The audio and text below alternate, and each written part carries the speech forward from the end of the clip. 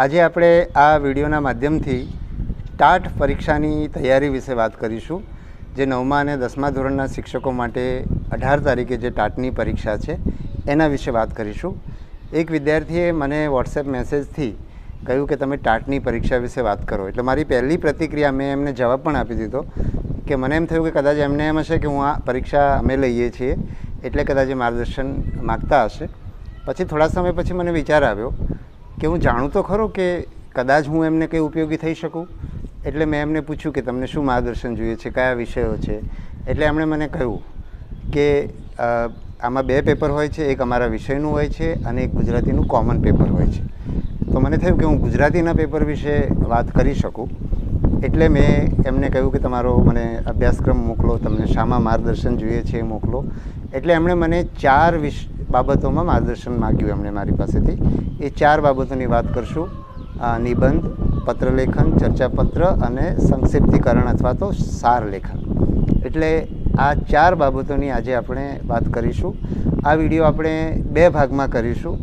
પહેલા ભાગની અંદર આ પરીક્ષા માટે અથવા કોઈ પણ પરીક્ષા માટે જનરલ સજ્જતા કેવી હોવી જોઈએ, અને બીજા ભાગમાં આપણે જે 4 વિષયોની વાત કરી ગુજરાતીની એની આપણે વાત કરીશું. તો જે પહેલા ભાગની વાત છે એ બની શકે કે મેં જુદા જુદા વિડીયોમાં અવારનવાર કહી હોય, પણ જેમ જેમ હું વાત કરતો જાઉં છું, જેમ જેમ પરીક્ષા લેતો જાઉં છું, પરીક્ષા આપનાર વિદ્યાર્થીઓ સાથે વાત થતી જાય છે, એમ મારું પણ ડેવલપમેન્ટ થતું જાય છે. મને પણ નવા નવા વિચાર આવે છે. મેં આપેલી પરીક્ષાઓને હું જુદા જુદા દૃષ્ટિકોણથી જોઉં છું, એટલે એમાં પણ ઘણું બધું નવું આવે છે. અને બીજું એ કે આ બધી બાબતો એવી છે કે રોજે રોજ કરવી પડે છે, અને રોજે રોજ કરવા માટે આપણે જુદા જુદા કારણો ખોળી લેવાના હોય છે કે આત્મવિશ્વાસ માટે શું કામ કરવું, કેવી રીતે કરવું, એમ નવા નવા મુદ્દાઓ આપણે શોધવા પડતા હોય છે. તો આ આપણા પહેલા ભાગના વિડીયોની વાત છે. અને પછી આપણે બીજા ભાગમાં ગુજરાતી વિષયની વાત કરીશું. તો એક તો પરીક્ષા માટે સજ્જ કઈ રીતે થવું, એ સૌથી મોટી, જેટલી તમે તૈયારી કરો છો એનાથી પણ વધારે મહત્ત્વની બાબત સજ્જતા છે. અને એ સજ્જતા તમારે હવે આ 1 અઠવાડિયાની અંદર કેળવવાની છે. તો એક તો તમે એના માટે શું કરી શકો એની આપણે વાત કરીશું. તો એક તો આપણે તૈયારી ઉપર નજર કરી લેવાની. સામાન્ય રીતે આપણને એવું મનમાં હોય છે કે મેં તૈયારી બરાબર નથી કરી, એટલે અને એ વિચાર તો આપણે ચાલ્યા જ કરવાનો છે. એટલે જો આપણે તૈયારી પર નજર કરી લઈશું તો આપણને ખરેખર ખબર પડશે કે મેં કેટલી તૈયારી નથી કરી. બની શકે કે આપણે 75% તૈયારી કરી છે અને 25% નથી કરી, પણ આપણને તેમ જ લાગે કે કંઈ નથી કર્યું. તો એકવાર આપણે નજર કરવાથી કાં તો આપણને લાગશે કે આપણે 75% કરી છે, 80% કરી છે, 60% કરી છે. પહેલાં તો આપણે કહી રહ્યા હતા કે કંઈ નથી કરી, મતલબ કે 0 કરી રહી છે, શૂન્ય કર્યું છે એવું આપણને લાગતું હતું. એટલે એકવાર નજર કરી લેવી અને જે વસ્તુઓ આપણે કરી હોય એના માટે જાતને જરા શાબાશી આપી દેવાની, અને એના આધારે આપણે મન થોડુંક શાંત થઈ જશે. અને જે નથી કર્યું એમાંથી જે અત્યારે થઈ શકે હોય એવું આપણે કરી શકીશું. એટલે એક આ વસ્તુ ખાસ જે મનમાં અધૂરપ ચાલ્યા કરતી હોય ને એ પૂર્ણ થઈ જાય, ખબર પડી જાય ખરેખર કેટલું કર્યું છે, કેટલું નથી કર્યું. બરાબર? એટલે અને નથી કર્યું એમાંથી શું થઈ શકે છે, એટલે એક એ વસ્તુ કરી લેવાની જરૂર છે. બીજો મુદ્દો છે આત્મવિશ્વાસ. તો આત્મવિશ્વાસ એવી બાબત છે કે જે હંમેશા કેળવવી પડશે. રોજે રોજ જીવનની અંદર આપણે આત્મવિશ્વાસ કેળવતા રહેવું પડશે ને એના જુદા જુદા બહાના શોધવા પડશે. હું તો કારણો નહીં, બહાના, ગમે તેવા બહાના ઊભા કરીને પણ આત્મવિશ્વાસ માટે તો મથ્યા જ કરવું પડશે. મારી ઉંમરે પણ મથવું પડે અને કોઈ પણ ઉંમરે પણ મથવું જ પડે. એટલે આત્મવિશ્વાસ માટે પ્રયત્ન કરતા રહેવા પડે. એનું કારણ, સૌથી મોટું કારણ એ છે કે બચપણમાં જ આપણને આપણી ખામીઓ તરફ સતત ધ્યાન દોરવામાં આવ્યું હોય છે. એટલે આપણા વડીલો, શિક્ષકો, મોટેરાઓ, મા બાપ, આ બધા જ આપણને સતત ટોકતા રહેતા હોય છે. ઇવન એક ઘરમાં 2 નાના ભાઈ બહેન, મતલબ 2 ભાઈ બહેન હોય, નાની ઉંમર હોય તો પણ મોટું પણ નાનાને ટોકતું હોય છે. એટલે ટોકવાનું આપણે સાંભળ્યું છે. એટલે આપણો આત્મવિશ્વાસ એના માટે ડગેલો છે. એટલે એના માટે આપણે કામ કરવું જ પડશે. અને શિક્ષકો તરીકે તમને પણ કહું છું કે તમારા હાથમાં 2-3 પેઢીઓ પસાર થવાની છે. એટલે એ લોકોને તમે આત્મવિશ્વાસની અધૂરપ કરવાની જગ્યાએ એમની અંદર જે છે એના ઉપર તમે ધ્યાન આપશો. તમે એવા શિક્ષકો બનજો, એવું ખાસ મારી તમને વિનંતી છે. એટલે બીજી વાત એ કે આત્મવિશ્વાસની આપણે વાત કરીએ છીએ તો આત્મવિશ્વાસ તમારામાં એકલામાં ઓછો છે એવું નહીં. દુનિયાના બધા જ માણસમાં, કારણ કે દુનિયાના બધા જ વડીલો પોતાના બાળકોને મેં આગળ કહ્યું એ રીતે જ હેન્ડલ કરે છે.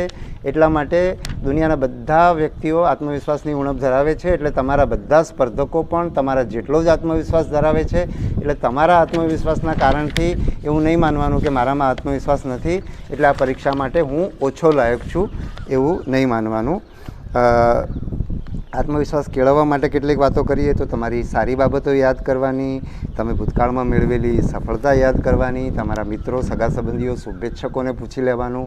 જો તમારામાં એટલે તમને જો તમારી બાબતો, સારી બાબતો ના જડે તો એમને પૂછી લેવાનું, કારણ કે તમને તો જડશે જ નહીં, કારણ કે બચપણથી આપણે આદત પાડી દીધી છે, આમ મગજમાં ઠાંસીને ભરી દીધું છે કે આપણામાં તો ખામીઓ જ છે, સારી કોઈ વસ્તુ નથી. એટલે આપણા શુભેચ્છકો, મિત્રો, સંબંધીઓ એમની પાસેથી આપણી સારી બાબતો અને આપણે મેળવેલી સફળતાઓ જાણી અને એના માટે આપણે આપણી જાતને શાબાશી આપવાની મારા હાથમાં કાગળો છે, કારણ કે હું મુદ્દાસર વાત કરી શકું એ માટે. અને બહુ બધો પવન છે એટલે મારે બે હાથે કાગળો પકડવા પડે છે. તો આપણે વાત કરતા હતા આત્મવિશ્વાસની.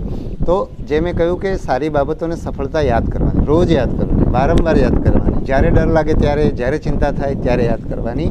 અને એથી વિશેષ મેં મિરર એક્સરસાઇઝની વાત કરી છે. અરીસાની સામે ઊભા રહી અને પોતાની આંખમાં આંખ જોઈ અને પોતાની જાતને હું મારી જાતને પ્રેમ કરું છું, આઈ લવ યુ કહેવાનું, આપણી સારી બાબતો યાદ કરીને કહેવાની. આપણે આ પરીક્ષામાં સફળ થઈશું, શું કામ સફળ થઈશું, ભૂતકાળમાં ક્યાં ક્યાં સફળ થયા છે, આ બધી વાતો અરીસા સામે કરવાની. અને હું તમને આ કહું છું ત્યારે તમને એમ લાગશે કે ઓહો આટલી સામાન્ય વાત છે, પણ તમે અરીસા સામે જઈને ઊભા રહેશો ત્યારે તમને તમારી નબળાઈઓ સામે દેખાશે. અને તમે બહુ રૂપાળા હશો તો પણ તમને દેખાશે કે તમારા ચહેરામાં તો આ ખામી છે, તમારો વાન બરાબર નથી, એમ તમારી નબળાઈઓ દેખાશે. એટલે અરીસા સામે ઊભા રહો તો અરીસાથી ભાગવાનું નથી, એની સામે ઊભા રહેવાનું છે. નબળાઈઓ દેખાય તેને બાજુ પર લઈ જવાની છે અને આપણી સારી બાબતોને આપણી આંખમાં આંખ પરોવીને આપણે કહેવાનું છે ને આપણી જાતને પ્રેમ કરવાનો છે. અને આપણી જાતને આપણે પ્રેમ કરશું તો મોટા ભાગના દુનિયાના પ્રશ્નો દૂર થઈ જશે, દુનિયાને પ્રેમ કરતા થઈ જશું. તમે જે બાળકોને ભણાવવાના છો એમને પ્રેમ કરતા થઈ જશો. તો આ મિરર એક્સરસાઇઝ આત્મવિશ્વાસ માટે બહુ જ મહત્ત્વની બાબત છે. રોજે રોજ કરતા રહેવાની, પરીક્ષા આપ્યા પછી પણ કરી શકાય, મારે પણ કરવી જોઈએ અને હું પણ અવારનવાર ફરી મિરર એક્સરસાઇઝ તરફ પાછો વળું છું. તો આપણે આત્મવિશ્વાસની વાત કરી. હવે બીજો એવો જ મહત્ત્વનો મુદ્દો છે હકારાત્મકતા. તો હકારાત્મકતામાં આપણે એ જોવાનું છે કે ડર એકદમ સ્વાભાવિક બાબત છે, એટલે ડર રહેવાનો જ છે. પછી દરેકને ડર છે, તમને એકલાને ડર કે ચિંતા છે એવું નથી, બધાને છે. હવે એનાથી બચવા માટે આપણે હકારાત્મકતા કેળવવાની છે. એટલે આપણા મનની અંદર બધાને જ આવા વિચારો દરેકને આવશે અને એટલા માટે આવશે કે પોતાની તૈયારી બરાબર નથી કરી કે એની ખામી છે એના કારણે નહીં આવે, પરીક્ષા નજીક આવી છે એટલે બધાને આવા વિચારો આવે, એ સ્વાભાવિક છે. એટલે કેવા વિચારો આવતા હોય સામાન્ય રીતે? બરાબર તૈયારી નથી, સમય ખૂબ બગાડ્યો, સંજોગો ખરાબ હતા, પેલાએ આવું કરી નાખ્યું, આણે આવું કરી નાખ્યું, બરાબર, મારી ભાષા બરાબર નથી, મારી ઝડપ બરાબર નથી, મારા અક્ષરો સારા નથી, પડી ના જાય ઉપર પડે નહીં, હા, અક્ષરો સારા નથી. આ બધા વિચારો તમને આવવાના જ છે. પેપર લાંબુ આવશે, પવન બહુ જોરદાર છે એટલે તમારા પરીક્ષામાં હાલ હોય ને એવું જ અમારું પણ અહીંયા થઈ રહ્યું છે. પણ એને જો હું આ રીતે લઈ રહ્યો છું અને નહીં તો એમ થાય કે હવે આટલા પવનમાં કેમ આ વિડીયો બનાવી શકાય, તો એની જગ્યાએ હું તો એમ કહું છું કે હું આ પરિસ્થિતિની વાત તમારી સાથે કરી રહ્યો છું.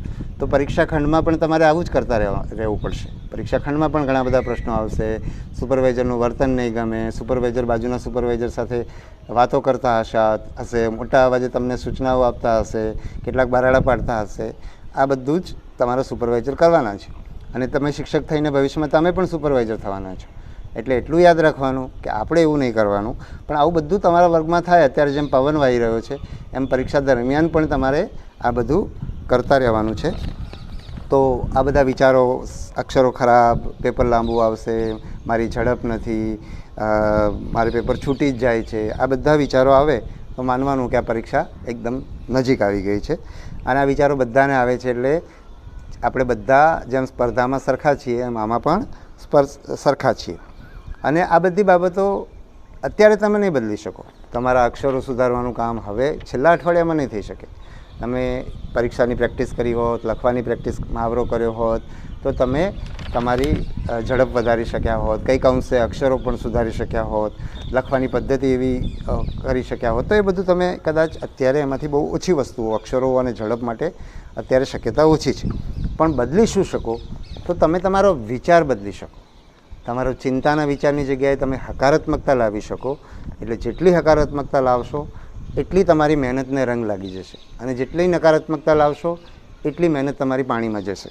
એટલે હકારાત્મકતા લાવવાનો સતત પ્રયત્ન કરતા રહેવાનો, હકારાત્મક લોકોની સાથે રહેવાનું.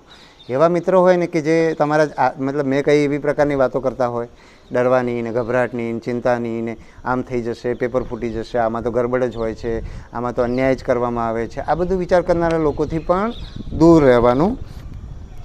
તો હવે જે વિષયો અત્યારે કરી શકાય એ કરવાનું, પણ બાકી વિચાર કમસે કમ તમારે બદલી લેવાના. એની જગ્યાએ એવું કહેવાનું કે મારા અક્ષરો એટલા તો ખરાબ નથી. એમ ખરાબ હોય તો પણ ઘણાના તો સારા હશે. સારા હશે તો ખાસ યાદ કરશે. મિરરની સામે, અરીસાની સામે જોઈને ઊભા રહીને યાદ કરશે કે મારા અક્ષરો તો કેવા સરસ છે. અક્ષર જોઈને જ મારા શિક્ષક બહુ સારા માર્ક્સ આપશે. પણ જો અક્ષરો ખરાબ હોય એ પણ વિચારી શકે કે મારા અક્ષરો એટલા ખરાબ તો નથી, અને હું છૂટા છૂટા લખીશ, બે લીટીઓની વચ્ચે જગ્યા રાખીશ, એ રીતે કરીને હું મારા અક્ષરો વાંચવા જેવા તો કરી જ દઈશ. મને આવડતું હશે એ જ પૂછાશે, પેપર બહુ લાંબુ નહીં હોય, હું સમયનું સરસ મેનેજમેન્ટ કરું છું, કુદરત મને મદદ કરશે, બધું સરસ જ થવાનું છે. આ વખતે આ પરીક્ષામાં હું પાસ થવાનો છું, એટલા માટે બધું મારી અનુકૂળ થઈ જવાનું છે. એ રીતે પણ આપણે વિચારવાનું. તૈયારી મારી એકંદરે સારી થઈ છે. મેં કહ્યું એમ શરૂઆતમાં જો તમે તમારી તૈયારી થોડીક હકારાત્મકતા સાથે તમે એની સમીક્ષા કરશો અને એના ઉપર અવલોકન કરશો, પુનરાવલોકન કરશો, તો તમને થશે કે ના, તૈયારી એટલી તો ખરાબ નથી. તો આ બીજો નંબરનો મુદ્દાની વાત કરીએ આપણે, હકારાત્મકતાની. આપણે આના પહેલાં આત્મવિશ્વાસની વાત કરી, મિરર એક્સરસાઇઝની વાત કરી, હકારાત્મકતાની વાત કરી. હવે આપણે ત્રીજા મુદ્દા પર આવીએ છીએ, કૃતજ્ઞતાની. તો કૃતજ્ઞતા જે છે એમાં એ આપણને હકારાત્મક થવામાં મદદ કરશે.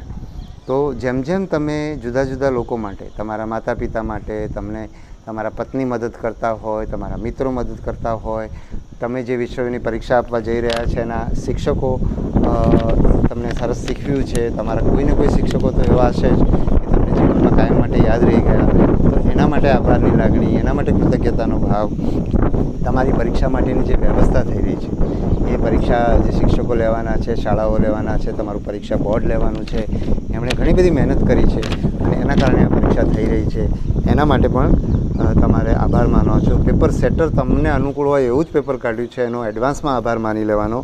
આના કારણે તમારો વિશ્વાસ વધશે, તમારી નકારાત્મકતા ઓછી થશે, તમારી ચિંતા ઓછી થશે, તમારો ડર ઓછો થશે. એટલે આ તમારી કૃતજ્ઞતાના ભાવના કારણે તમને બહુ જ ફાયદો થશે. હવે આવીએ છીએ આપણે નેક્સ્ટ મુદ્દા માટે. તમારા પાઠ્યપુસ્તકો માટે, તમારી ગાઈડ માટે પણ તમે કૃતજ્ઞતાનો ભાવ, આભારની લાગણી, ઋણનો ભાવ રાખી શકો. પછીનો મુદ્દો છે ડર કેવી રીતે દૂર કરવો. આગળ આપણે વારંવાર કહી ચૂક્યો છું, અને આ મુદ્દો એવો છે કે બધાને ડર લાગે છે, મને પણ લાગે છે. ગાંધીજી 1925ની આજુબાજુ એમની આત્મકથા લખી છે, ત્યારે પણ એવું કહે છે કે મને જાહેરમાં બોલવાનો સંકોચ થાય છે. એટલે એ ડર જ છે એક પ્રકારનો. તો ગાંધીજી જેવા વ્યક્તિ કે જેમણે આજે પણ દુનિયા જેમને યાદ કરે છે, જેમના રસ્તે ચાલવાનો પ્રયત્ન કરે છે, આવો કોઈ માણસ આ દુનિયામાં ના થઈ શકે. આવનારી પેઢીઓ આવું માનશે નહીં કે હાડ માંસનો બનેલો એક માણસ આ પૃથ્વી ઉપરથી પસાર થયો હતો, એવું કોઈ માનશે નહીં. એવું જેના માટે આઇન્સ્ટાઈન કહે છે, જેણે અસહકાર આંદોલન ઓલરેડી એને નેતૃત્વ પૂરું પાડ્યું છે, દક્ષિણ આફ્રિકાની અંદર સફળ થઈ ગયા છે, ભારતમાં આવ્યા પછી સૌથી ટોચના નેતા બની ચૂક્યા છે. એ વખતે પણ એમ કહે છે કે મને બોલવાનો સંકોચ થાય છે. તો દરેકને ડર હોય છે, ડર એકદમ સ્વાભાવિક વૃત્તિ છે. અરે ડર કાલ્પનિક છે, ડર ક્યાંય બન્યો નથી. તમે પરીક્ષામાં નિષ્ફળ થઈ ગયા, જે નિષ્ફળતાનો જે ડર છે એવી નિષ્ફળતા હજુ થઈ નથી. પણ એ આપણે કલ્પનાની અંદર બની રહ્યો છે, એટલે એને દૂર પણ કલ્પનાથી જ, વિચારથી આપણે ઊભો કર્યો છે અને વિચારથી જ આપણે એને દૂર કરી શકીએ, અને આપણે જ ઊભો કર્યો છે ને આપણે જ દૂર કરી શકીએ, બીજું કોઈ દૂર નહીં કરી શકે. પરીક્ષાની તૈયારી પણ નહીં દૂર કરી શકે. 100% સારી તૈયારી કરી હશે તો પણ ડર લાગવાનો છે, કારણ કે આપણે આપણા વિચારોથી ઊભો કર્યો છે, એટલે એને વિચારોથી જ દૂર કરવાનો થશે. એની સ્વાભાવિકતાનો જો આપણે સ્વીકાર કરશું તો આપણા માટે એ બદલવો સહેલો બનશે. પછી ડરનો એક ફાયદો પણ છે, એના કારણે આપણે ગંભીરતાથી તૈયારી પણ કરતા હોઈએ છીએ. આપણને ડર જ ના હોય તો આપણે રખડી ખાઈએ. એટલે ડરનો પણ આપણે આભાર માની લઈએ કે ભલે આવ્યો, હવે તું મને તારો હું ઉપયોગ કરીને જ છોડીશ, અને તારો ઉપયોગ બે રીતે કરીશ. એક તો તારા ડરના કારણે હું વધારે સારી તૈયારી કરીશ, અને બીજું ડરને દૂર કરવાનો બધો પ્રયત્ન કરીને હું મારી જાતને અને દુનિયાને બતાવી દઈશ કે ડરને હું દૂર કરી શકું છું, ડરની વચ્ચે પણ હું સારું પરિણામ લાવી શકું છું. એટલે ડરને ઓળંગીને આપણે હિંમતથી કામ કરતા હોઈએ છીએ. એટલે આપણે ડરનો પણ આ રીતે જ ઉપયોગ કરીશું, અને એમાં પણ આપણી જે અરીસા સામે ઊભા રહી અને પોતાની સારી બાબતોની જે વાત કરવાની છે એનાથી પણ ડર ઘણો દૂર થશે. તો આ જે પરીક્ષાની જે સામાન્ય બાબતો છે એ દર વખતે જુદી જુદી રીતે હું કહેતો હોઉં છું, અને ટાટના વિદ્યાર્થીઓ તો કદાચ પહેલી વાર પરીક્ષા મતલબ મારા વિડીયો સાંભળતા હશે, એટલે એમને એ રીતે પણ ઉપયોગી થશે. અને હું દર વખતે જુદી જુદી રીતે વાત કરતો હોઉં છું, એકની એક વાત પણ જુદી જુદી રીતે. અને હું તો તમને એમ કહીશ કે તમારે પણ તમારી પરીક્ષામાં સફળ થવા માટે જુદી જુદી પદ્ધતિથી વિચારીને તમારી જાતને ઉપર ઉઠાવીને મજબૂત કરીને પરીક્ષા માટે જવાનું છે. એટલે કોઈ વસ્તુઓ રિપીટેડ કે પુનરાવર્તિત નથી થતી. રોજ તમારે કારણો શોધવા પડશે આ જ બધી બાબતો માટે. તો આ રીતે આપણે વિડીયોનો પહેલો ભાગ પૂરો કરીએ છીએ, અને હવે આપણે બીજા ભાગ પર આવીએ છીએ, ગુજરાતી વિષય ઉપર આપણે આવીએ છીએ. તો આપણો જે વિષય છે એમાં 4 વસ્તુની વાત છે. એમાં પહેલી બાબત છે નિબંધની. તો નિબંધનો એક તો તમે જ્યારે તમારા પરીક્ષાની અંદર તમને વિકલ્પો મળતા હોય છે, 3 કે 5 કે 4 વિકલ્પોમાંથી તમારે એક વિકલ્પ પસંદ કરીને નિબંધ લખવાનો છે. તો તમારે વિકલ્પ પસંદ કરતી વખતે તમને જે વિષય ફાવતો હોય એ જ વિષય પસંદ કરવાનો છે. એવું નહીં માનવાનું કે આ વિષય તો બહુ સહેલો છે એટલે બધા જ વિદ્યાર્થી કરશે એટલે મારે બધાથી જુદું લખવું જોઈએ તો મને વધારે માર્ક્સ મળે, એવું નહીં. તમને જે વિષય ફાવે એ વિષય તમારે પસંદ કરવાનો છે. વિષયો 2 પ્રકારના હોઈ શકે. કેટલાક સર્જનાત્મક વિષયો હોઈ શકે, અને બીજા જે વિષયો છે એ રોજબરોજના વિષયો હોઈ શકે. આજકાલ રોજબરોજના વિષયો વધારે પૂછાય છે, પણ જો સર્જનાત્મક વિષય આવે ને તમે સારું, તમારી લેખન શૈલી સારી હોય, તમને ક્રિએટિવલી વિચારવાની આદત હોય તો તમારે સર્જનાત્મક વિષય પસંદ કરવો જોઈએ. પણ જે વિષય તમને અનુકૂળ હોય, તમને જેના ઉપર તમારો આત્મવિશ્વાસ હોય, તમને એવું લાગે કે હું સરસ રીતે લખી શકું છું, એવો વિષય પસંદ કરવાનો જરૂર પડે તો એ બધા. અને જરા 2 મિનિટ તમારે વિષય પસંદગીને આપી દેવાની. તમને આમ પહેલી નજરીએ દોડાદોડથી સમય બચાવવા માટે થઈને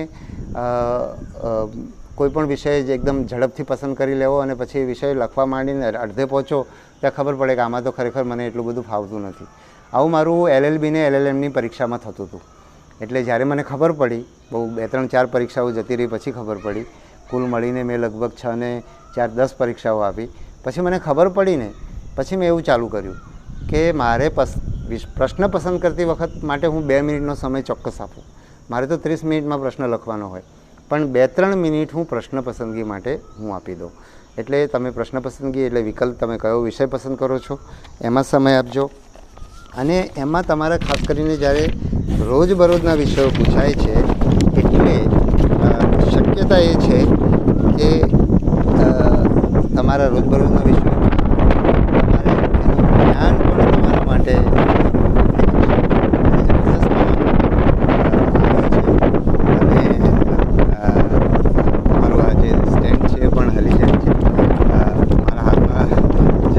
છે તો ઉડી જ રહ્યા છે, પણ આપણે અંધારું પણ થઈ રહ્યું છે એટલે ઝડપથી આપણે આ વિષય તરફ આગળ વધીએ. તો વિષય પસંદ કરતાં પહેલાં મુદ્દાઓ લખી લેવાના, બરાબર છે.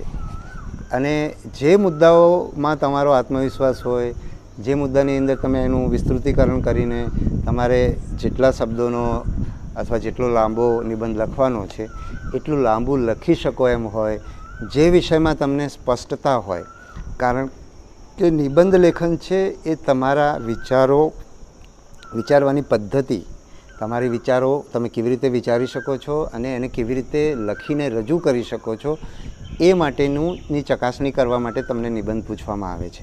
એટલે તમારું વિષયનું જ્ઞાન તમારી પાસે પૂરું છે, એકદમ એ વિષયમાં જે તમે મુદ્દાઓ લખે છે મુદ્દાઓ વિશે તમે સ્પષ્ટ રીતે કંઈ લખી શકો એવી સ્થિતિમાં છો. એ બધું સ્પષ્ટ કર્યા પછી ભલે આ બધી પ્રક્રિયાની અંદર 5 મિનિટ જતી રહે તમારી, તમે 30 મિનિટનો નિબંધ લખવાના હોય તો લખવામાં 25 મિનિટ આપો, પણ એ પહેલાં તમારે આ વસ્તુ કરી દેવાનું. તમારા મુદ્દાઓ સારા હોવા જોઈએ, મુદ્દાઓ તમારા ઊંડાણવાળા હોવા જોઈએ. તમે શિક્ષક છો, તમે 5મા કે 7મા ધોરણના વિદ્યાર્થી નથી, એટલે તમારા વિચારો વ્યક્ત કરવાની રીત પણ છે બાલિશ ના હોવી જોઈએ. પછી નિબંધની શરૂઆત છે એ તમારે કોઈ પંક્તિથી કરી શકો, કોઈ અનુભવથી કરી શકો, અને કોઈ ખરેખર વાસ્તવિક અનુભવ હોય. વાંચેલા અનુભવ કરતાં સામાન્ય રીતે આપણે મહાપુરુષોને એટલું બધું મહત્ત્વ આપીએ છીએ કે એમના જીવનના અનુભવો આપણે લખતા હોઈએ છીએ, પણ ખરેખર એમના અનુભવો મહત્ત્વના હોય જ, સારા જ હોય, પણ આપણા અનુભવ, આપણા જીવનનો એક નાનકડો અનુભવ છે, એ અનુભવ કદાચ વધારે સ્પર્શી જાય. કારણ કે મહાપુરુષ તો બધાને એમ જ લાગે કે એ તો મોટા માણસ છે એટલે એ તો આવું કરી શકે, પણ જો આપણે કંઈક એવું નાનકડી પણ વસ્તુ કરી હોય અથવા આપણને કોઈ વસ્તુ સ્પર્શી ગઈ હોય આપણા જીવનના અનુભવમાં, તો એ વસ્તુ લખીને તમે નિબંધની શરૂઆત કરશો.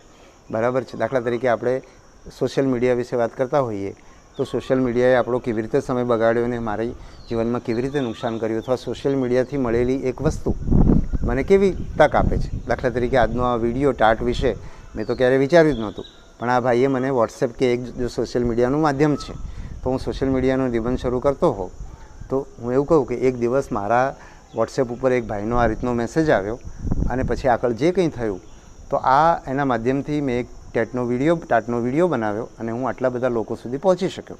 તો આવી હું વાત લખું તો આ એક જીવનનો એક સરસ પોતાનો અનુભવ થાય. આ તો બહુ ઝડપથી કીધો છે, પણ તમે એને બહુ સરસ રીતે લખી શકો, અને મેં તો બહુ એકાએક યાદ આવે એવો કર્યો છે. એટલે તમે એવા સરસ અનુભવો પણ તમારા જીવનના સારા નરસા બંને અનુભવ તમે યાદ કરી શકો, મિત્રો સાથે બેસીને જરા કલાક 2 કલાક ચર્ચા કરી શકો, જે તમને નિબંધમાં લખવા માટે કામ આવે. કોઈ વિચારથી તમે એની શરૂઆત કરી શકો, કોઈ અવતરણથી તમે એની શરૂઆત કરી શકો. એટલે આ રીતે એકદમ તમે શરૂઆત કરશો ને, જુઓ આ બધા જે નિબંધલક્ષી પ્રશ્નપત્રો છે ને, મેં એકવાર બહુ વર્ષો પહેલાં, આજથી લગભગ 20, 22, 25 વર્ષ પહેલાં એક PSIની પરીક્ષાના પ્રશ્નપત્રો ચકાસેલા.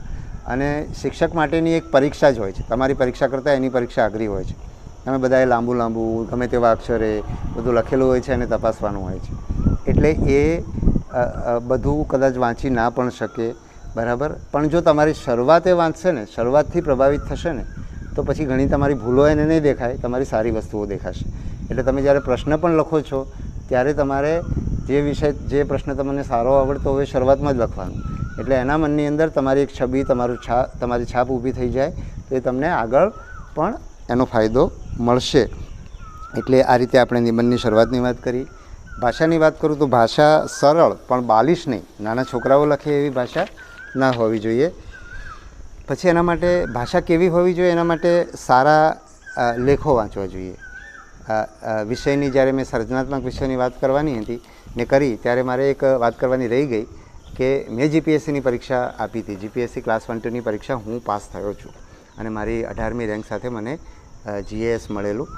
મારી જે પહેલી પ્રેફરન્સ હતી એ જ મને મળેલું અને મેં કોઈ તૈયારી નહોતી કરી અને મેં પરીક્ષા આપેલી. તો એની અંદર અને ગુજરાતીની અંદર સામાન્ય રીતે મારા સારા માર્ક્સ નથી આવ્યા. 10મા ધોરણમાં મારા 52 ગુણ હતા અને 12મા ધોરણમાં મારા 57 કે 58 ગુણ હતા. પણ GPSCમાં મારા 63 ગુણ આવ્યા, જે સામાન્ય રીતે એ વખતે નિબંધોમાં 60થી વધારે ગુણ આવતા નહોતા. એટલે મારા સારામાં સારા ગુણ એ વખતે આવ્યા. એનું કારણ એ કે કંઈક નિબંધ એવો હતો કે ચોમાસાની સાંજ કે એવો કંઈક નિબંધ હતો અને મેં એ નિબંધ પહેલી વાર, અત્યાર સુધી નિબંધ આમ આપણે કહીએ ને કે સામેવાળાને વાંચવો જ ના ગમે એવો નિબંધ હું લખતો હતો. પહેલી વાર મેં સર્જનાત્મક નિબંધ લખ્યો. એટલે મને વાંચનની બહુ સારી ટેવ હતી, અને તો જો તમને વાંચવાની ટેવ હશે અને તમે જે પેલા શિક્ષકોની સામાન્ય રીતે અપેક્ષા હોય છે કે આવું જ લખવું, એમાંથી બહાર થઈ અને તમે મુક્તપણે લખશો તમારું આખું જે ગુજરાતી ભાષાનું પ્રશ્નપત્ર છે તે, તો તમને બહુ સારા માર્ક્સ આવશે. એટલે મેં મુક્તપણે ગુણવંત શાહને, એમની શૈલી તો મને ના જ આવડે, પણ એ જેવું લખતા હતા એ રીતે મેં પણ લખવાનો પ્રયત્ન કર્યો અને મારા આખી કારકિર્દીમાં સૌથી વધારે ગુણ છે એ જીપીએસસીની પરીક્ષાની અંદર મારા આવ્યા. તો તમે છાપાની અમુક સરસ કટાર તમે વાંચી શકો. દિવ્ય ભાસ્કરની અંદર આમનો ગુણવંત શાહનો લેખ આવે છે, વિનય સંતાણીનો લેખ આવે છે, ભદ્રાવીભાઈ વચ્છરાજાણીનો લેખ આવે છે. તો એવી કટારો હું તો બહુ હવે કટાર મતલબ છાપાઓ વાંચે બહુ વર્ષો થઈ ગયા, એટલે અત્યારે પણ ઘણું બધું એવું આવતું છે કે જે લોકો સરસ આમ ક્રમિક વ્યવસ્થિત લખે. આમ એક આપણે આમ એક લેખ વાંચીએ તો આપણને આમ બહુ મજા આવી જાય. એમ એ રીતે એમણે સરસ વાતો મૂકી હોય, ક્રમમાં મૂકી હોય, સમજી શકાય એવી સ્પષ્ટ રીતે મૂકી હોય, તો એવા લેખો પણ તમે વાંચી શકો. પુસ્તકો વાંચવા હોય તો ઉમાશંકર જોશીનું ગોષ્ઠી કરીને પુસ્તક છે. એક વાડીલાલ ડગલીના નિબંધો, શિયાળાની સવારનો તડકો. અમે જ્યારે 11મા ધોરણમાં ભણતા હતા ત્યારે અમારે લાઇબ્રેરીમાં કે એવું જ કંઈક નિબંધ આવેલો અને એ વાડીલાલ ડગલીનો હતો. પછી જ્યારે હું કોલેજમાં ગયો અને લાઇબ્રેરીનો ઉપયોગ કરતો થયો ત્યારે મારા હાથમાં શિયાળાના સવારનો તડકો એ પુસ્તક હાથમાં આવ્યું, નિબંધ સંગ્રહ, અને એ મેં વાંચ્યો હતો. અને મને જ્યાં સુધી યાદ છે ત્યાં સુધી ગોષ્ઠીની પ્રસ્તાવનાની અંદર લલિત નિબંધ વિશે બહુ લાંબો લેખ, કદાચ 20-25 પાના એના વિશે છે, એ પણ તમે વાંચી શકો. ગુણવંત શાહના લેખો વાંચી શકો. ગુણવંત શાહનો જે દિવ્ય ભાસ્કરમાં લેખ આવે છે તો બહુ મોટો આવે છે, એટલે એમાં કદાચ એમને ઘણી બધું લાંબુ મોટું લખવાની છૂટ હોય, પણ એ અભિયાન અને ચિત્રલેખામાં પણ એક નાનકડો લેખ લાગે છે. એ કદાચ તમારા નિબંધમાં તમને વધારે ઉપયોગી થશે. બીજું મેં કહ્યું એમ, નિબંધ છે તમારા વિચારો, તમારી વિચારવાની પ્રક્રિયા અને એને વ્યક્ત કરવાની તમારી આવડત, એની ચકાસણી છે. એટલે તમારે મુદ્દાસર લખવું જોઈએ. આજે હું આ કાગળો હાથમાં લઈને તમારી સામે વાત કરી રહ્યો છું. કદાચ કોઈને એમ લાગે કે આ તો જાણે નથી આવડતું એટલે કાગળો લખે છે, કાગળો પકડ્યા છે. સામાન્ય રીતે આપણે જાહેરનું ભાષણ લખીને બોલવાની આપણે ત્યાં પદ્ધતિ નથી. એટલે આમ કોઈ માણસ મોઢે બોલે ને તો બધાને બહુ સારું લાગે કે વાહ વાહ, પણ એટલે સામાન્ય રીતે લોકોને હાથમાં કાગળ લઈને બોલવાનો સંકોચ થાય છે. જાણે મોઢે પોતાનું જ્ઞાન પીરસી રહ્યા છે તો બહુ સરસ એવું બધા માને છે.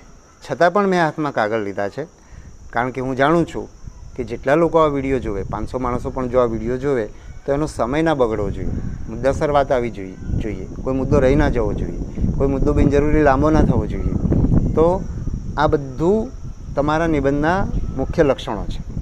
બરાબર? મુદ્દાસર લખવું, એક પછી એક વ્યવસ્થિત રીતે લખવું. બરાબર? દરેક મુદ્દાને એક અલગ ફકરો પાછળથી આ તો મેં ક્યાંક વાંચ્યું, પણ હું મારા લેખો પંજાબની કોલમમાં લખતો હતો તો મને આદત જ પડી ગઈ. તેનો મારા લેખો તો કેવા 4-4 લીટીના ફકરા હોય, પણ હું દરેક નવો વિચાર મૂકું ત્યારે નવા ફકરામાં મૂકું, અને એના કારણે વાંચવાવાળાને બહુ સહેલું પડે. અને તમારા નિબંધ જો શિક્ષક વાંચી લે, એને વાંચવાની ઈચ્છા થાય તો તમારું કામ પાર ઉતરી ગયું. કારણ કે શિક્ષકની સામે જેટલા એને 300 કે 500 જેટલા પ્રશ્નપત્રો તપાસવાના આવશે, એના દરેક નિબંધ વાંચવા એના માટે બહુ સહેલા નથી હોતા. એટલે તમે એવો, અને એની સાથે સાથે એ પણ કહી દઉં કે તમારો નિબંધ છે ને રસપ્રદ હોવો જોઈએ, વાંચવામાં રસ પડે એવો થવો જોઈએ. એમાં બહુ પાંડિત્ય ના હોય તો ચાલે, પણ મજા પડે એવો હોવો જોઈએ. એટલે એવું તમે મજા પડે એવું લખજો, તમને ગમે એવું લખજો, તો તમે સામે જે પરીક્ષક છે એને પણ ગમશે જ. એટલે એ એક ધ્યાનમાં રાખજો. વિચારો તમારા સ્પષ્ટ હોવા જોઈએ. જે વિચાર તમને તમારા મનની અંદર ગરબડ હશે ને તો એ વિચાર તમે સ્પષ્ટ રીતે નહીં લખી શકો, અને તમારી મનની ગરબડ છે ને તમારા લખાણની અંદર વ્યક્ત થઈ જવાની છે. એટલે અત્યારના દિવસોની અંદર તમે તમારા જે વિચારો છે ને એને થોડા સ્પષ્ટ કરજો. કાં તો એક મિત્રો સાથે બેસીને વાત કરવામાં, તમારી પાસે જો સમય હોય તો તમારા પ્રશ્નપત્ર લખવાની પદ્ધતિથી પણ તમે એમાં ઘણું બધું કામ કરી શકશો. વાસ્તવમાં આ પરીક્ષાઓ જ્યારે નિબંધલક્ષી પ્રકારની પરીક્ષાઓ આપતા પહેલાં લેખનની બહુ બધી પ્રેક્ટિસ કરવાની જરૂર હોય છે, પણ તમે ના કરી હોય તો અત્યારે ચિંતા કરવાની જરૂર નથી. તમારી પાસે સમય હોય ને થોડું ઘણું લખી શકો તો સારું છે. નહીંતર તમે તમારા મિત્રો સાથે તમારા વિચારોની સ્પષ્ટ અભિવ્યક્તિ જો તમે કરશો મૌખિક રીતે પણ, તો એ તમે લેખનમાં પણ લાવી શકશો. પછી નવા મુદ્દા, કોઈપણને સમજાય એવી સરળ ભાષામાં વાત. ઘણા બધા મુદ્દાઓ મારે આમાં જોયા વિના પણ બોલાઈ જાય છે. અઘરા શબ્દો શોધવાની જરૂર નથી, અઘરી ભાષા ઊભી કરવાની જરૂર નથી. અને તમે અઘરી ઊભી કરશો ને તો સામેવાળાને સમજાશે નહીં, અને સામેવાળાને સમજાશે નહીં તો તમને ગુણ નહીં મળે. ફકરાના તમે મથાળા બાંધી શકો. એનું કારણ એ છે કે મેં કહ્યું એમ શિક્ષક માટે, પરીક્ષક માટે આખો નિબંધ વાંચો એના માટે બહુ અઘરો હોય છે. એટલે જો તમે મથાળા બાંધ્યા હશે ને તો એનું કામ સહેલું થઈ જશે. અને તમારા મથાળો એવા સરસ અર્થપૂર્ણ હોય અને જો ક્રિએટિવ હોય, અત્યારે મારી પાસે સમય નહોતો ને તો હું તમને થોડાક સર્જનાત્મક ક્રિએટિવ મથાળા બતાવી શક્યો હોત. પણ તમે બધાને સાંભળો છો, ક્યાંક ને ક્યાંક તમે જાહેરમાં લોકોને સાંભળ્યા છે, એ લોકો જે બોલ્યા હોય ને, તમને ગમતા વક્તા હોય ને અથવા ગમતા લેખક હોય, એની જે રીત છે ને એ તમે અપનાવશો તો તમારા માટે સરળ બની જશે. કારણ કે તમે એના સંપર્કમાં આવ્યા છો, તમે એનો બહુ બધો અભ્યાસ થઈ ગયો છે, તમારા મનની અંદર એની છબી કોતરાઈ ગઈ છે, તો તમારા માટે એ સહેલું થશે. એટલે આકર્ષક મથાળા બાંધવાના. પછી તમામ મુદ્દાને ન્યાય આપવાનો. કોઈ એક વાત બહુ લાંબી નહીં કરવાની અને બધા મુદ્દાને ક્યાંક, હા એટલે એવું નથી કે બધામાં જ 25 શબ્દો કે 5 વાક્યો કે 10 વાક્યો લખવા, એવું જરૂરી નથી. પણ ઘણા બધા મુદ્દાઓ તમારે લખાવવા જોઈએ અને બધા મુદ્દાને ન્યાય આપી શકો એ રીતે તમારે લખવું જોઈએ. દાખલા આપી શકો, અવતરણો આપી શકો, પંક્તિઓ મૂકી શકો, કવિતા પણ મૂકી શકો. બીજું, તમારા લખાણમાં અથવા તમારા આખી પરીક્ષાની અંદર તમારે આશાવાદી થવાનું છે, નિરાશાવાદી નથી થવાનું, ટીકાત્મક નથી થવાનું.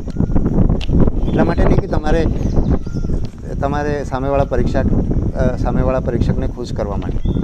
આપણે જીવનમાં આશાવાદી થવાનું છે. કારણ કે જીવનમાં એ જ લોકો સફળ થતા હોય છે જે લોકો આશાવાદી હોય છે, નિરાશાવાદી નથી હોતા. જે લોકો ટીકા કરતા હોય છે એ લોકો જીવનમાં કંઈ નથી કરી શકતા ટીકા સિવાય. એ માત્ર ટીકા જ કરે છે. એટલે તમે આ 10 દિવસમાં તમારો અભિગમ પણ બદલશો અને એ પછી જીવનમાં સતત બદલશો તો આ પરીક્ષામાં અને જીવનની એવી સ્પર્ધાત્મક પરીક્ષા પણ હોય કે જીવનની વાસ્તવિક પરીક્ષાઓ હોય, એ બધી પરીક્ષામાં પસંદ થશો, તમે સફળ થશો, આગળ વધશો. એટલે આશાવાદી થવાનું, નિરાશાવાદી નહીં થવાનું. તો આ નિબંધમાં જે વાત કરી છે આમાં ઘણી બધી વસ્તુ એવી છે જે તમને જીવનમાં પણ ઉપયોગી થશે અને આ પરીક્ષામાં પણ ઉપયોગી થશે. હવે સાર લેખન. સામાન્ય રીતે 1/3 શબ્દો, અને મેં ક્યાંક પ્રશ્નપત્રમાં તો કેટલા શબ્દો છે એ પણ લખેલું હોય છે. એટલે એને ત્રણેય ભાગીએ એટલે આપણને કેટલા શબ્દો રાખવાના છે એ પણ ખબર પડી છે. અને સાર લેખન એટલે ક્યાંક સંક્ષિપ્તીકરણ કહેવામાં આવે છે. અંગ્રેજીમાં પ્રેસી કહેતા હોય છે, ગુજરાતીમાં આપણે સાર લેખન અથવા સંક્ષિપ્તીકરણ કહેતા હોઈએ છીએ. એટલે ટૂંકમાં આપણે 1/3 કરવાનું છે. તો એમાં એક તો શબ્દ મર્યાદા જાળવવાની. 1/3 એટલે 1/3, 2-3 શબ્દોથી વધારે થવું ન જોઈએ. બીજું, તમારા ફકરાની અંદરથી જ તમારે લેવાનું છે, બહારથી કંઈ લેવાનું નથી. હું તો તમને એમ કહીશ કે તમારે દરેક ફકરામાં શું હોય છે કે અમુક વાક્યો જ હોય છે જે ફકરાનો મુખ્ય સાર હોય છે, અથવા આખા ફકરાને સાર આપવા માટેના કેટલાક વાક્યો હોય છે. અને પછી એ વાક્યોના દાખલા આપ્યા હોય છે, ઉદાહરણ આપ્યા હોય છે. એના વિશે એક વાક્ય લખ્યું પછી એવા જ અર્થવાળા બીજા 2 વાક્યો લખ્યા હોય, અથવા એનો અર્થ સ્પષ્ટ થાય એટલા માટે થોડુંક વિવરણ આપ્યું હોય. તો આપણું કામ એ છે કે એ જે વાક્યો, આવા જે મુખ્ય વાક્યો છે ને, એટલા વાક્યો પકડી લઈએ અને વિવરણ ના લઈએ, અને એ વાક્યોને એકબીજા સાથે જોડવા માટે ક્યાંક તથા અને પરંતુ જેવું કંઈ જોડવાનું થાય તો એનો ઉપયોગ કરીએ, અને જોડવાનું ના થાય તો વધારે સારું. તો એ રીતે તમે કરશો તો તમારા માટે શબ્દ મર્યાદા સહેલી બનશે. 1/3 કરવું તમારા માટે સહેલું બનશે અને તમારું ધ્યાન મુખ્ય વિષય તરફ, મુખ્ય વાક્યો તરફ જશે. અને હું એવું કહીશ કે આવનારો જે 1 અઠવાડિયાનો સમય છે એમાં સંક્ષિપ્તીકરણ કરવાનું કામ તમે, કારણ કે એમાં તમારો બહુ સમય નહીં જાય, કારણ કે એક નાનકડો ફકરો હોય છે જે તમારે વાંચવાનો છે અને એમાંથી નાનું તમારે લખવાનું છે. એટલે એ તૈયારીની તમારે મહાવરો કરવો હશે તો એમાં સમય નહીં જાય. એટલે એ મહાવરો તમે કરી શકશો. નિબંધ પણ તમે કરી શકો, પણ નિબંધની અંદર સમય જતો હોય છે. તો આ મેં તમને સંક્ષિપ્તીકરણની વાત કરી. પછી ચર્ચાપત્ર અને પત્રલેખન. તો એની અંદર તમારે, હા, મેં વચ્ચે એક વિચાર વિસ્તાર પણ લીધો છે. મને ખ્યાલ છે ત્યાં સુધી તમારો વિચાર વિસ્તાર નથી, મને પેલા ભાઈએ જે કીધું છે. છતાં પણ મેં વિચાર વિસ્તારની ટૂંકી વાત હું તમને ઝડપથી કરી દઉં છું, કારણ કે મેં ક્રમમાં લખી દીધી છે. તો તમને પંક્તિ સમજાશે ને તો તમે આખો વિચાર વિસ્તાર કરી શકશો. એને તમે જે પંક્તિ સમજો એના સમર્થનમાં જ તમારે લખવાનું છે. હવે એના સમર્થનમાં તમે બીજી પંક્તિ મૂકી શકો, બીજી કહેવત મૂકી શકો, બહુ નાનકડા વાક્યોથી તમે એનો કોઈ અનુભવ કહેવો હોય તો પણ કહી શકો, દાખલો આપી શકો. બીજું, તમારે કવિ કહે છે કે એવું કંઈ લખવાની જરૂર નથી વિચાર વિસ્તારમાં. પણ મોટાભાગે વિચાર વિસ્તાર તમારે છે નહીં એટલે બહુ લાંબી વાત નથી કરતો. હવે પત્રલેખન. તો પત્રલેખન અને ચર્ચાપત્ર, અને ખાસ કરીને અત્યારની જે પરીક્ષાઓમાં પૂછાય છે એ પ્રમાણે અત્યારના જે આપણા રોજબરોજના પ્રવાહો છે એ પ્રવાહોમાંથી જે વિષયો ચાલે છે, દાખલા તરીકે પર્યાવરણ છે, પ્રદૂષણ છે, ગ્રીન હાઉસની અસર છે, કે વૃક્ષોનું મહત્ત્વ છે, કે સોશિયલ મીડિયા છે, કે શિક્ષણ છે, આવા જે બધા વિષયો છે જેની અંદર નવી નવી વસ્તુઓ દરરોજ થઈ રહી છે, એ વિષયો અત્યારે તમારા નિબંધમાં પણ પૂછાય છે, પત્રલેખનમાં પણ મોટાભાગે એવું પૂછાવાની શક્યતા મને લાગે છે. તો એ વિષયો તમે વાંચતા હશો, છાપાઓ વ્યવસ્થિત વાંચતા હશો, મિત્રો સાથે સારી ચર્ચા કરતા હશો અને તમારો પોતાનો અભિપ્રાય ધરાવતા હશો તો તમે સરસ રીતે લખી શકશો. એટલે પત્રની અંદર એક યોગ્ય સંબોધન હોવું જોઈએ, તમારો વિષય શું કહે છે, અને તમારે હંમેશા પ્રશ્ન વ્યવસ્થિત રીતે વાંચવાનો, અને પ્રશ્નની ડિમાન્ડ, પ્રશ્ન શું માગે છે તમારી પાસે, એ તમે જો સમજી લેશો તો તમે પ્રશ્ન સરસ રીતે એનો જવાબ આપી શકશો.